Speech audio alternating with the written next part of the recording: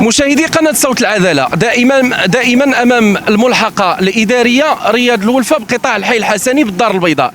معنا مهاجرين أفارقة مقيمين بالمملكة المغربية منذ عدة سنوات اللي هما بدورهم عاشوا كثيرة مع رخصة تنقل استثنائية اللي مكتوبة بالعربية وما مكتوباش بالفرنسية.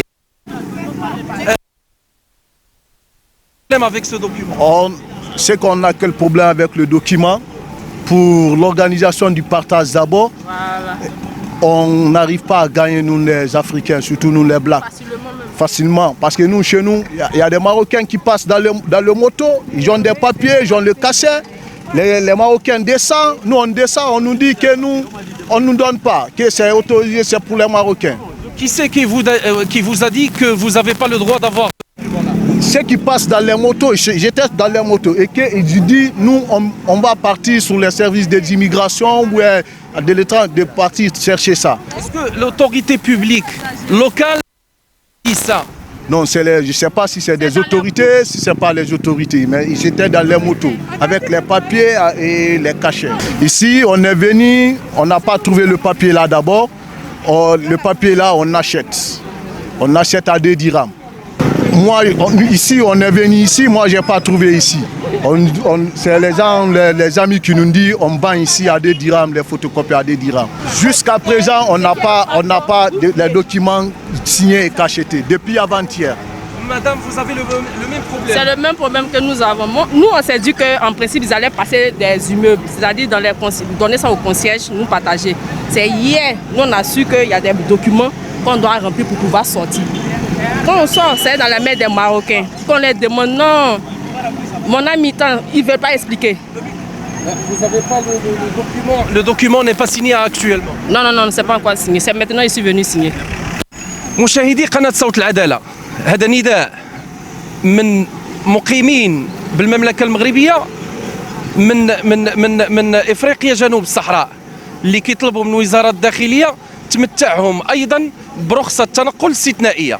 مشاهدي قناة صوت العدالة، إلى اللقاء في روبورتاج آخر.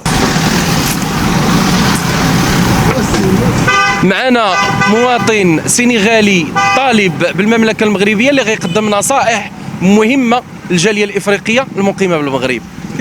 Sénégalais d'origine, je suis venu ici au Maroc pour étudier.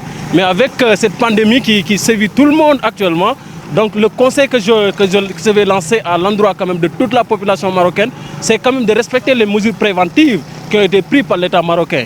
D'accord? À savoir de rester chez eux au moment que voilà, la maladie soit un peu apaisée jusqu'à ce que les gens puissent revenir rejoindre leur lieu de travail. Mais le conseil que je vais lancer, moi je vais m'appesantir un peu sur mes camarades noirs qui sont là, à savoir les Sénégalais, les Ivoiriens, les Camerounais, les Congolais, les Guinéens, ainsi de suite, qui sont là au Maroc, qu'ils arrêtent de penser que la maladie ne peut pas atteindre les Noirs. Cette maladie a atteint beaucoup de Noirs en Italie, a atteint beaucoup de Noirs en Espagne. Donc que mes camarades noirs arrêtent de penser que cette maladie ne peut pas leur atteindre.